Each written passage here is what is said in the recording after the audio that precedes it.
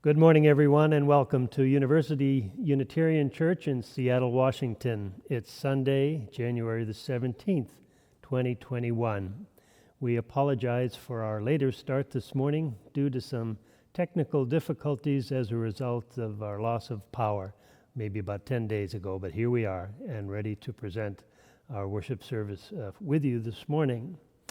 We are delighted to reinstitute our third Sunday programming on worship with an inclusion of our Time for All Ages and a more kid-friendly approach to the service. We're happy to do that, so we hope that there are families and kids listening in this morning. Next Sunday, we will have a very important meeting immediately following the service. It will be a congregational meeting because we will be voting to ordain Justin Almeida to the Unitarian Universalist ministry. It is the right and privilege in our tradition of the congregation to make such a decision and to ordain those in our midst to the ministry. Many of you know Justin, a former staff member, long involved with our children and youth program, student at Seattle University's School of Theology and Ministry. A very joyous event. Also at that meeting, we will give you a mid-year update in terms of where we all are in this strange time of pandemic, as we promised to do that for you at the annual meeting last June. So there will be some program reports and a financial report, and we hope that you'll be there to hear about that and just know what's happening on the nitty-gritty at University Unitarian Church. My name is John Lawopa. I'm here with my colleague Beth Chronister and other staff and tech. Let's get to the service. Let's open the service this morning.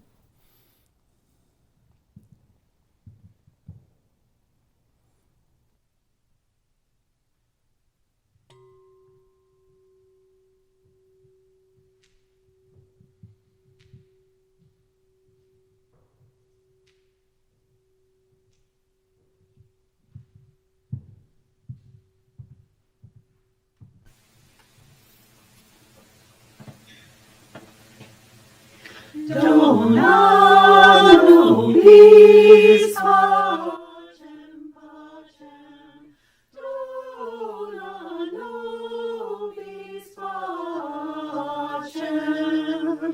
dona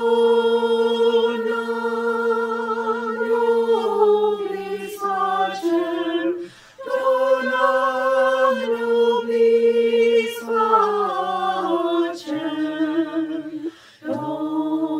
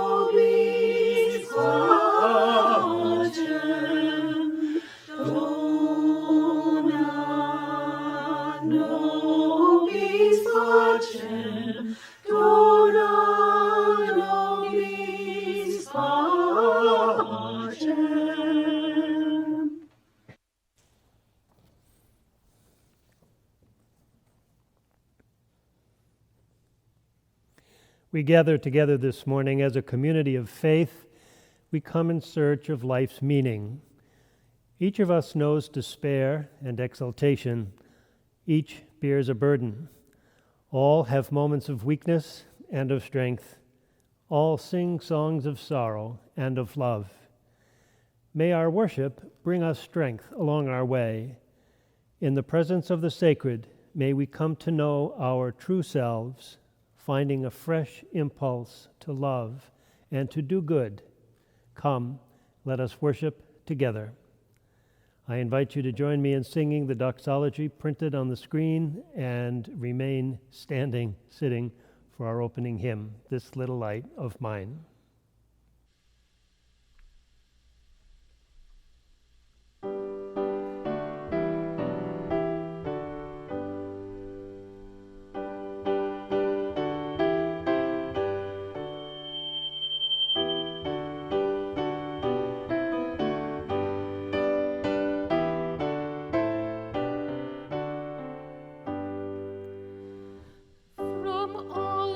Dwell below the skies, let songs of hope and faith arise, let peace, goodwill on earth be sung through every land by every tongue.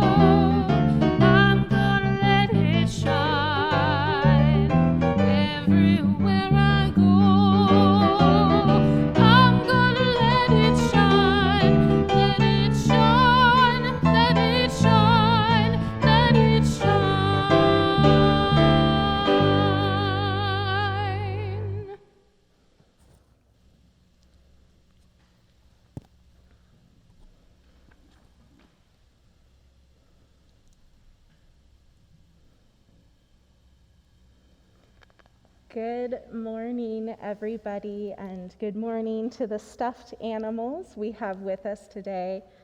They had a slumber party here last night, and it sounds like they had a lot of fun together. I'm so glad that the stuffed animals are able to sit with us for our story today. Today, for our Time for All Ages, I want to spend some time talking with you about Ruby Bridges. We're going to talk a little bit about her experience at school. So let's start by remembering what schools are like. It's been a while since many of us have been in school or have been to our school in person. I wonder what your school smells like. Beth, what smells do you remember from your school? I remember I went to school in an old building, and it had huge hallways in my memory, and it smelled kind of like dust, and it smelled like chalk and erasers and paper. I don't have strong memories of smells in my school, but I remember like the big heavy door that I opened to come into school, and just how like heavy it was. It's a big memory for me. So Ruby Bridges is well known for something she did as a kid. She was the first Black child to go to her school. Before that year, only white children were allowed to go to that elementary school.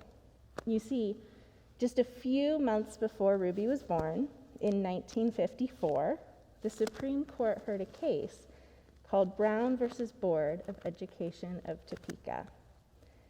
This case is what some people call a landmark case, because the decision the Supreme Court made about this case was a big deal, and it opened the door for some other really big changes around the country. Before Brown versus Board of Education of Topeka, schools were segregated.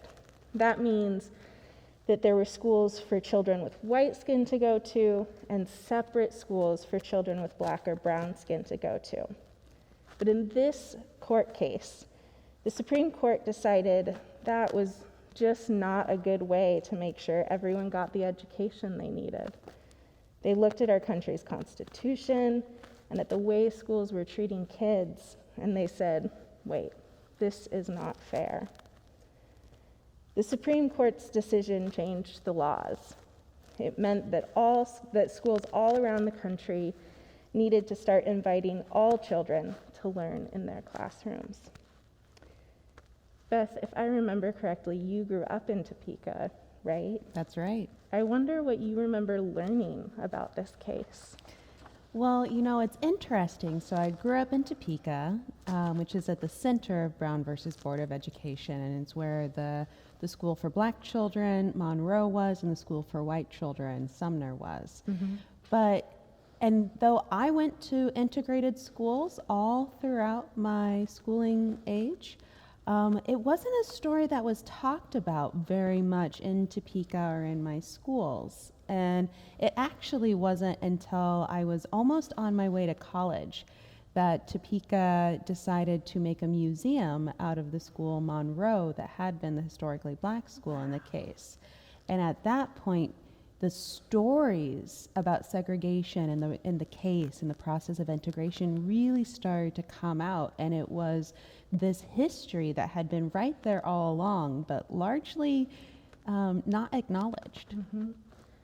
That is so interesting, because I grew up in Bellingham, which is just north of us, and I think I learned about this case, about Brown versus Board, as a kid, but it felt really far away and like a long time ago. So I wasn't sure what it had to do with me. It's interesting how our experiences are so different. So Brown versus Board of Education of Topeka happened in 1954.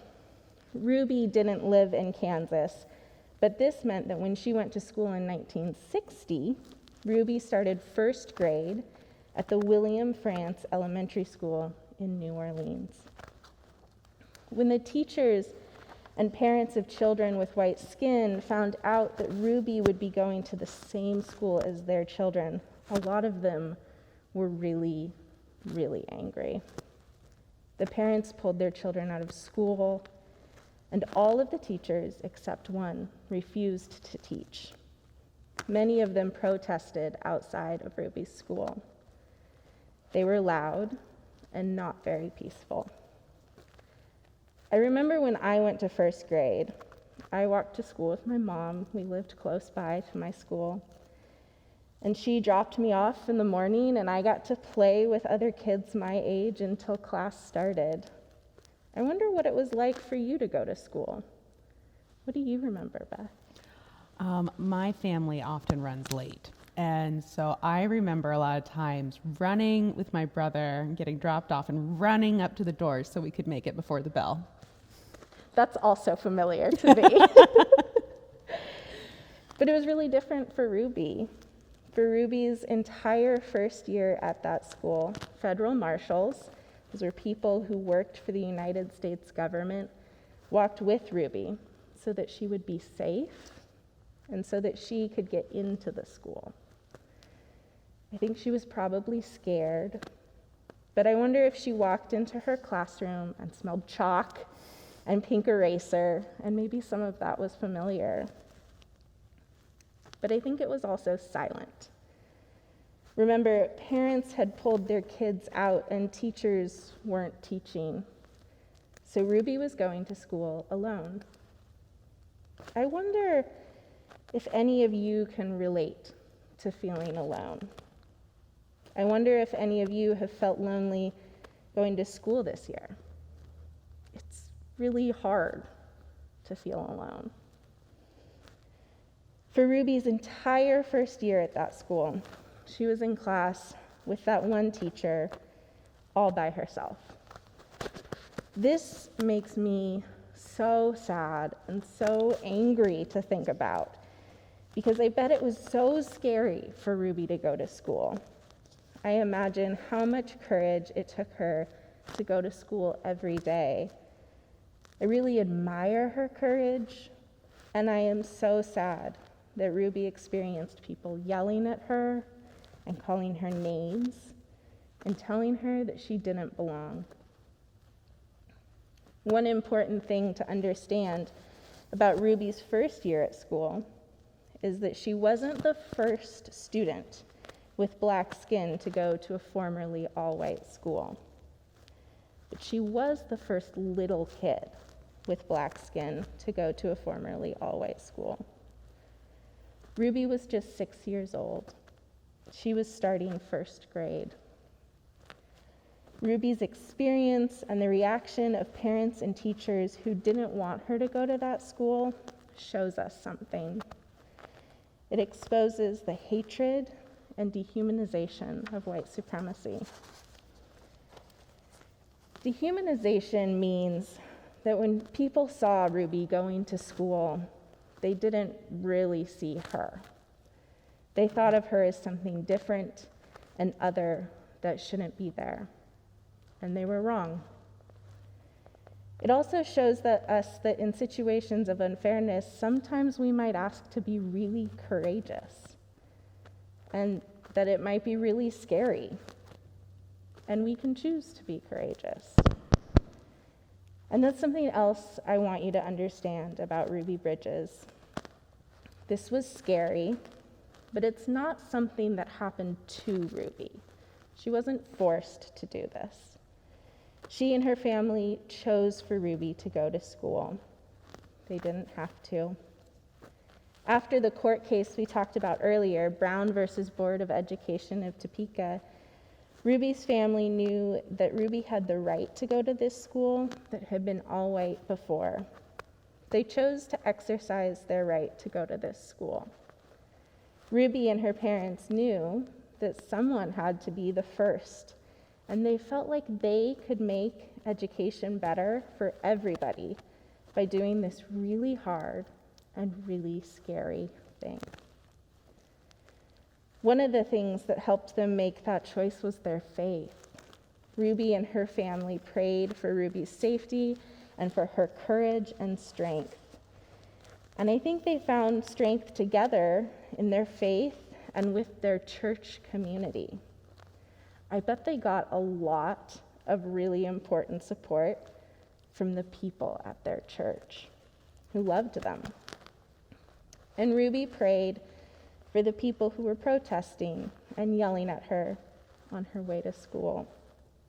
She prayed for the people who told her she didn't belong and asked God to forgive them. I said earlier that I really admire Ruby's courage. I also feel a lot of gratitude to Ruby. It's because of people like Ruby that you might be going to or have gone to an integrated school. Children with black and brown and white skin get to go to school and learn together because of people like Ruby. Yeah, that's right. And did you know Ruby Bridges actually came to our church one time? I had heard that. Yeah. Tell me more. So there is one of the religious education classrooms has been named for Ruby Bridges. That's right. And when the church dedicated the room, an invitation was put out, and Ruby came as an adult and came for the dedication of the classroom. What an amazing thing. Mm-hmm. Yeah. Thank you, Aria. Yeah, Thank you for sharing that story. And thank you to all the Stuffies for being here this morning for this story. And at this point in our service, it is now time for our offering. And so everything that you give on this morning and that we receive goes in support of the life, the work, and the ministry of this congregation. And I have Hollis the Hedgehog here, who's been going around and visiting the different religious education families, and Hollis is going to help me introduce the offering. Would you please join me now in saying the words we say each week at the offering?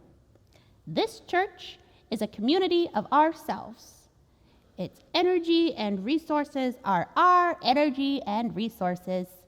Its wealth is what we share.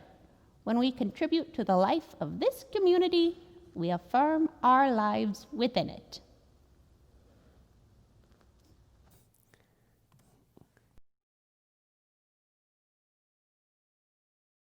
What a beautiful song.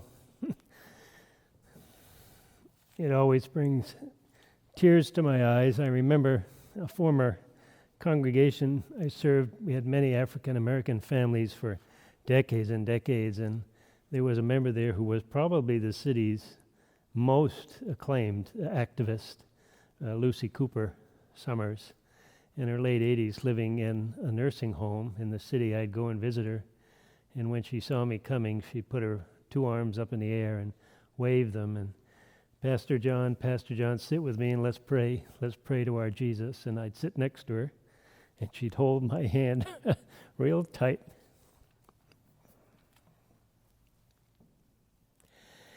Last week, friends, I made mention of the fact that Annie, my wife, and I are dealing with a home situation, a relative who has a severe health challenge. It was enough to prompt several of you to reach out with your love and concern, which we appreciate greatly. The incident is not with myself or with Annie, but with one of the other family members, and we trust that in time everything will be okay. But until we reach that point, our hearts are mostly there and helping them and the family. So I invite you to join me in a spirit of prayer and meditation. As we come into this time, this house, infused with the energies and spirits of the many people like ourselves who have sought the highest and the best, what should our prayer be this morning, on this day? Here we remember the sadness of the misunderstood, the helplessness of the dying, the uncertainty of those who wait, and the anxiety of the unsure. May we have love in our hearts for those who request in vain, for all who are abused, scorned, and abandoned, for the silly, the miserable, even for the malicious. May we have love in our hearts for those who are in pain, for those who return from work with trembling and anguish in their homes, for those who are pushed aside, for the clumsy, the ugly, the tiresome, and the dull. May we have love in our hearts for the weak, the beaten, the oppressed, for all those who cannot find rest during sleepless nights, for those who have missed the deadline, for those who wait for help, for those who wait upon others, for those who are afraid of pain and embarrassed because of their fear. May we have much love in our hearts for all the inhabitants of the earth and all their pains and troubles, their worries, sufferings, and disappointments, their griefs, afflictions, and sorrows, longings, failures, and defeats.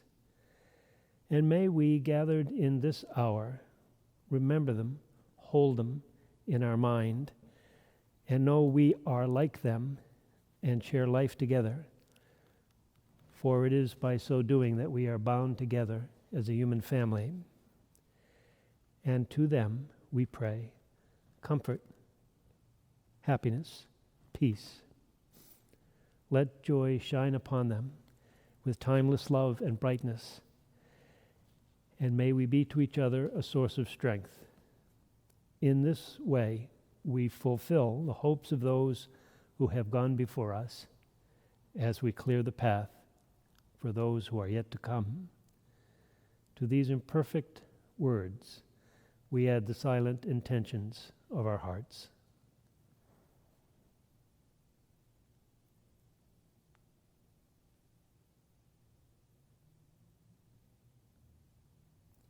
So may it be. Amen.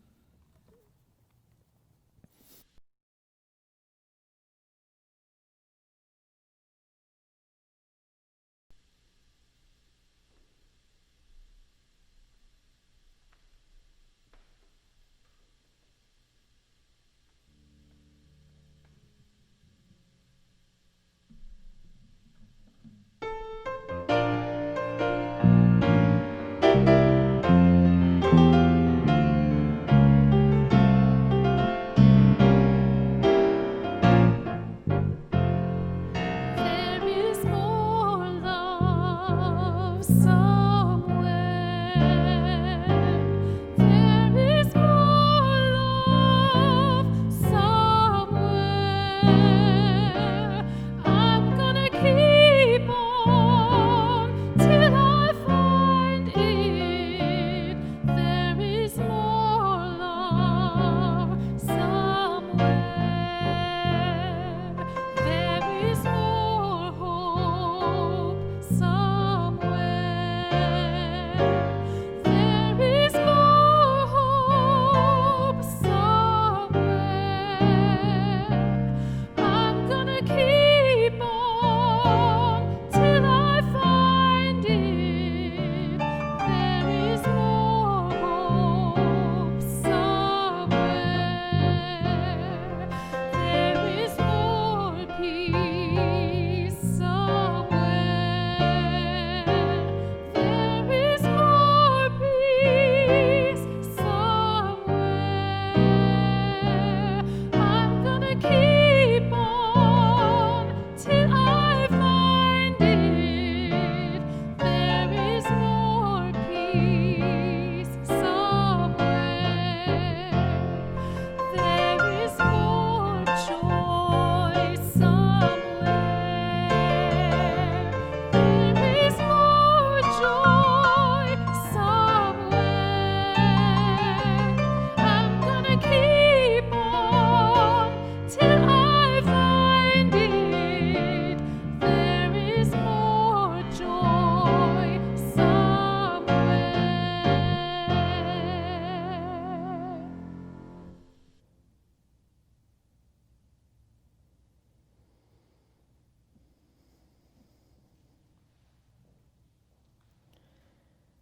Throughout this past week, and in the days that followed an insurrectionist attack on the U.S. Capitol, I have had the chance to listen to a number of you about how you are processing the riot that was intended to disrupt and harm our national democracy.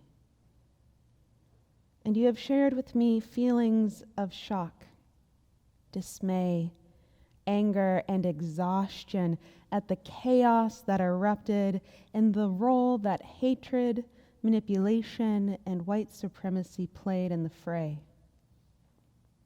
In the images released on that day, there is a stark contrast to how protest for racial justice time and time again have been met with police force and arrest, and with how the mob of mostly white men were received by an underprepared and at points even accommodating Capitol Police force. And this day is a day of historical importance, and not only because it will be remembered in history, but also because it seemed as if so much of U.S. history collapsed in on itself on that day, as Confederate flags were paraded around the halls of Congress in an attempt to suppress the results of an election that was largely determined by the votes of people of color in key states. The question posed by Reverend Dr. Martin Luther King Jr. in his book by this title, "Where do we go from here? Chaos or community?" it seems as pertinent as ever. After many months of a pandemic, after 4 long, heavy years of political reactivity and grief, and after lifetimes of suffering the daily slights and deep wounds of living in a nation in which all human beings are not treated as if they matter, I am aware that emotional reserves are low right now. So many needs are unmet, so much grief is yet to be acknowledged, and traumas left unhealed.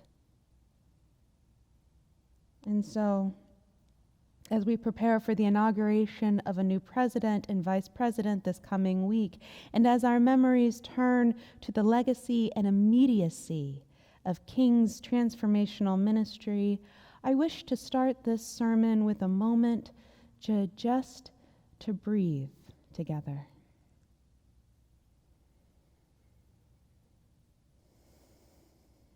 To pause for a moment and intentionally put down the news cycle.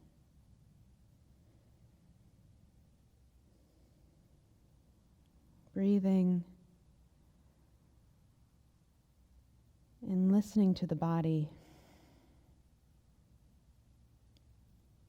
becoming attentive to whatever tension, resistance, spaciousness, or pain you find.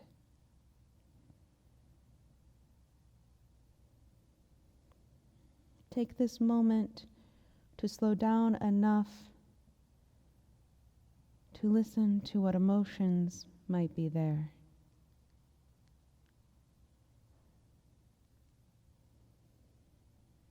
And meeting whatever you find with acceptance.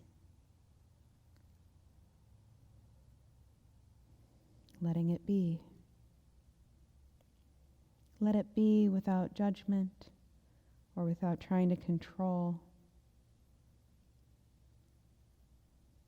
And holding your experience, this inner life, with curiosity and compassion,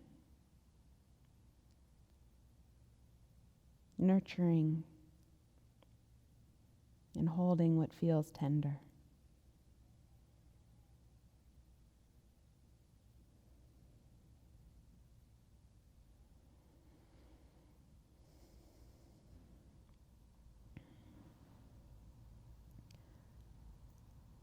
Thank you. On this morning, I will be speaking about painful histories of racism in America and asking what is called of us to do as a religious people in response. And so I invite you to return to this practice of awareness of what is stirring within you, of breathing in and breathing through what is difficult in search of a deeper understanding. My own experience these last days of processing the riot has been intimately shaped by simultaneously reading the book Caste, The Origins of Our Discontent by Isabel Wilkerson, who is a historian who is also a masterful and compassionate storyteller. I would highly recommend both of her books as entryways into deeper understanding of the United States, not only our shared past, but our shared present. She describes the United States as an old house with a basement and foundation that is in need of some real work, a foundation that has been ignored. She writes, "Choose not to look at your own peril. The owner of an old house knows that whatever you are ignoring will never go away. Whatever is lurking will fester, whether you choose to look or not. Ignorance is no protection from the consequences of inaction. Whatever you are wishing away will gnaw at you until you gather the courage to face what you would rather not see." As an author, Wilkerson takes the reader by the hand to go and explore those foundations in this old house so badly in need of repair. Caste is an immersive, deeply researched narrative woven together with stories about real people across centuries of history. In this book, Wilkerson engages a chilling cross-cultural study of the caste systems of India and Nazi Germany in order to illuminate the centuries-old ranking system of human beings by their skin color and physiology in the United States. The caste system of the United States arose 400 years ago in the transatlantic slave trade and has sustained powerful influence despite an eventual civil war that abolished slavery and despite generations of social change that has followed. Wilkerson defines a caste system as an artificial construction, a fixed and embedded ranking of human value that sets the presumed supremacy of one group against the presumed inferiority of another. Across cultural contexts, caste is based on the process of dehumanization. She writes, "To dehumanize another human being is not merely to declare that someone is not human. And it does not happen by accident. Dehumanization does not happen by accident. It is a process of programming. It takes energy and reinforcement to deny what is self-evident in another member of one's own species." The caste system in the United States was imagined and codified during the 248 years that chattel slavery was a legal institution in this nation. However, as I'm sure you know, the tentacles of caste have a much further reach. Through the Jim Crow era, which was fueled by reactivity among whites to losing the Civil War and towards the advancements made by Black people during Reconstructed, which was all abetted by the North. Jim Crow was abetted by the North, not holding Southern states accountable to the promises they made in the Constitution. It has been carried through to the 2016 election, in which an openly racist white man with no political experience was elected by manipulating and harnessing a building resentment of a Black man with a Muslim name who defied caste norms by having been elected twice to the highest office in the land. Caste, this book, it is a historical exploration, but it's also interspersed throughout with more contemporary stories. Insights into the everyday microaggressions and questioning she and other Black folks experience as they navigate what is presumed to be white space, airline travel, workplaces, elite workplaces, suburban neighborhoods.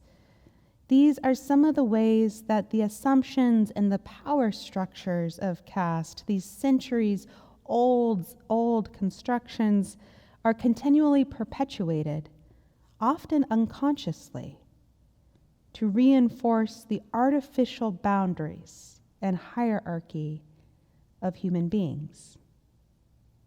She shares stories with deadly consequences as well. Stories such as of 12-year-old Tamir Rice, who was read as a threat to be controlled and not as the child he was when he was shot by a police officer. Such stories shed light on how the workings and twisted logic of caste have seeped into daily interactions, emotional reactions, and mental stories well into the 21st century in ways both small and large. She writes, "Caste is insidious and therefore powerful because it is not hatred. It is not necessarily personal. It is the worn grooves of comforting routines and unthinking expectations, patterns of a social order that have been in place for so long, it looks like the natural order of things. Caste is not necessarily personal. It is a structure we have inherited, something we did not create. And Wilkerson shares that there is something liberating, actually, about this reality, and that it frees us from the twin barriers to understanding: guilt and shame. But in order to continue the work to dismantle caste, we must recognize it first. In reading her book, a family story came back to me, one that I have largely kept silent because of shame. In the 1920s, my maternal grandfather and his brother started a restaurant in Dodge City, Kansas. It was called the Plantation Inn, and it was intended to appeal to a romanticized notion of the antebellum South using iconography of a stately Southern home complete with pillars. The clientele were all white.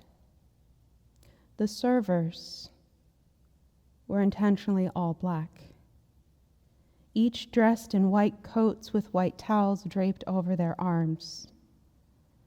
Among the family heirlooms, we have a saucer from this short-lived restaurant, a relic that has become more complicated over time and growing awareness of what was embodied in that place.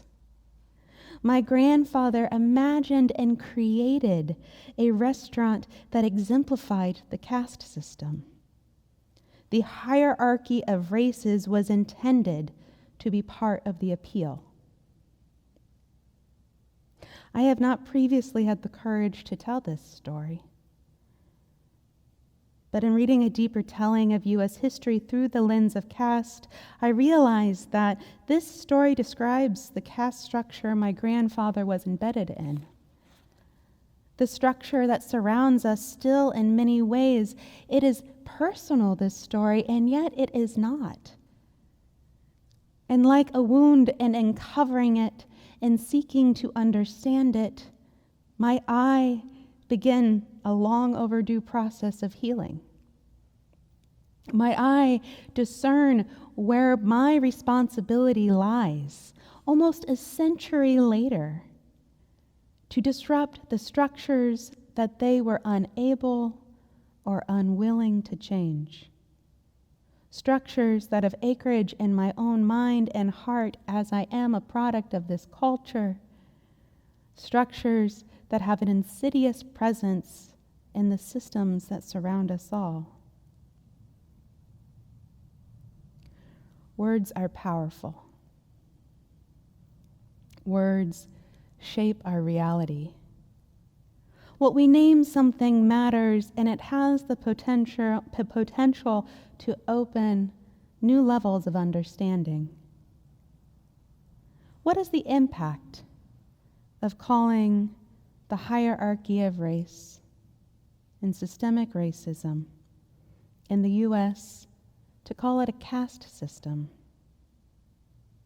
It certainly challenges the myth of American exceptionalism and the romanticized or sanitized version of U.S. history that is taught about the institution of slavery that lies at the foundation of our economy, our institutions, and our social lives.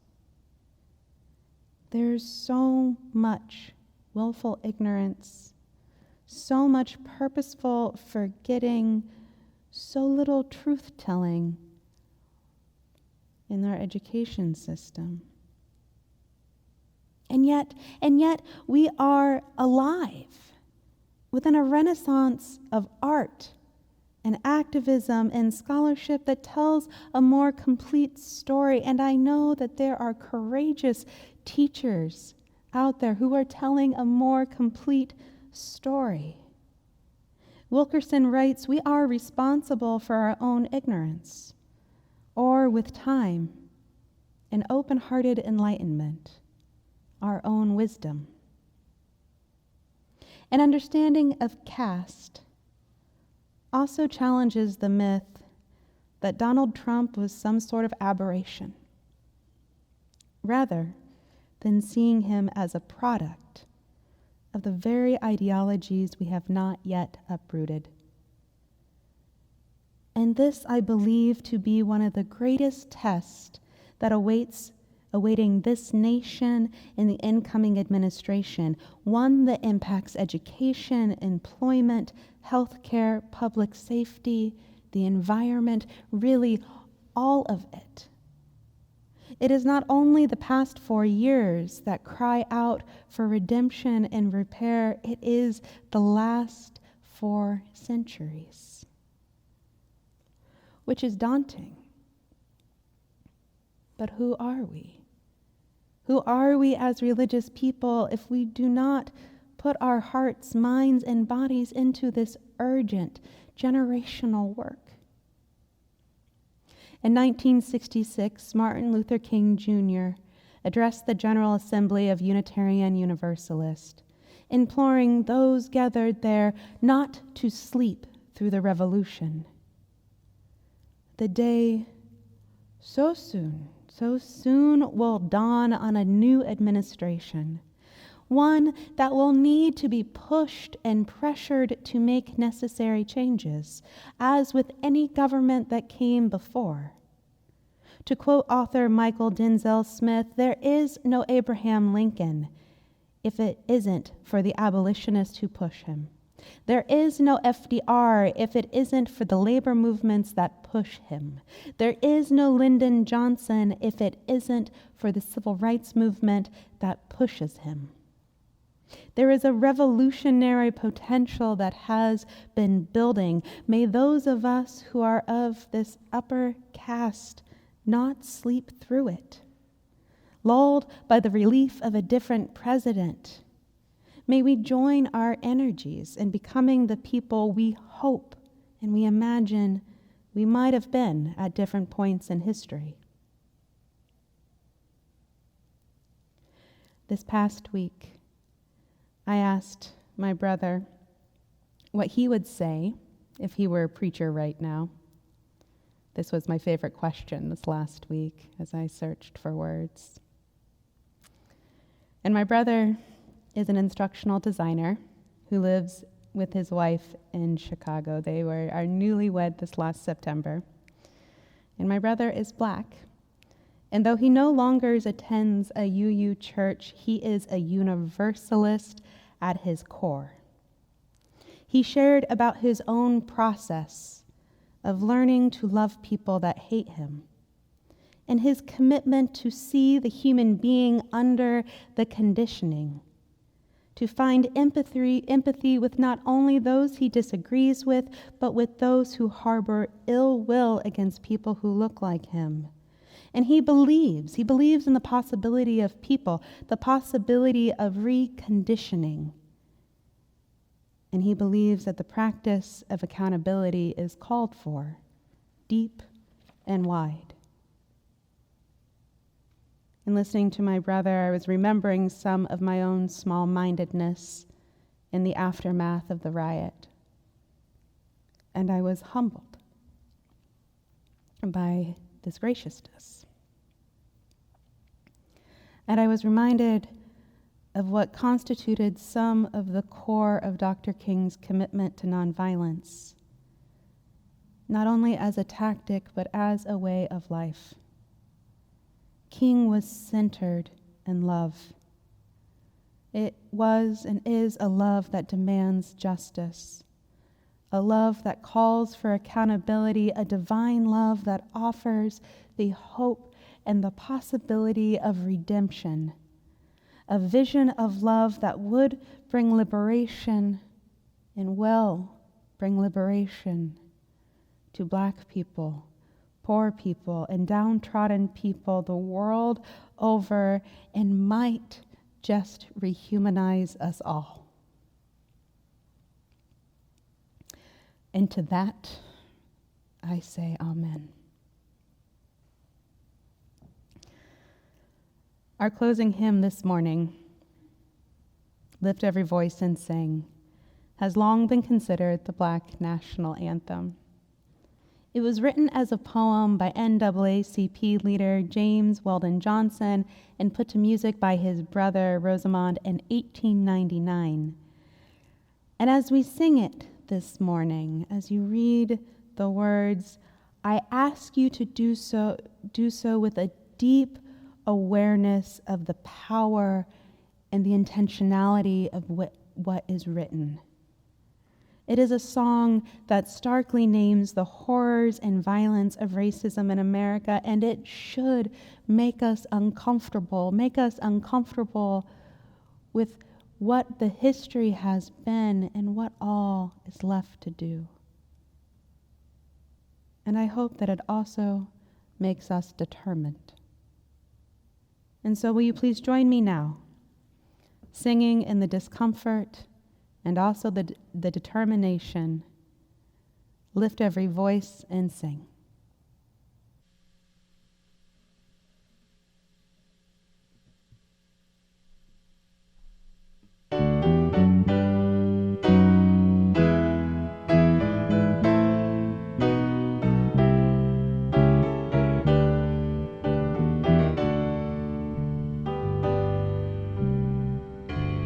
Lift every voice and sing till the heaven ring, ring with the harmonies of liberty. Let our rejoicing rise with the listening skies. Let it resound loud as the rolling sea. Sing a song full of the faith that the dark past has taught us. Sing a song full of the hope that the presence has brought us. Facing the rising sun of a new day begun, let us march on till victory is won. Stony the road we trod,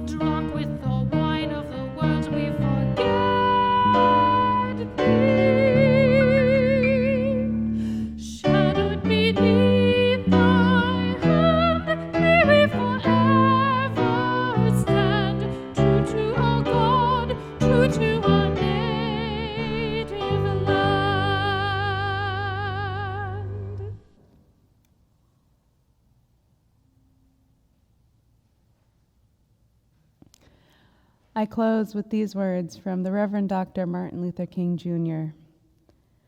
Let us be those creative dissenters who will call our beloved nation to a higher destiny, to a new plateau of compassion, to a more noble expression of humanness. Blessings as you go, and on your day, go in love, go in peace, go in righteous anger as we march forward.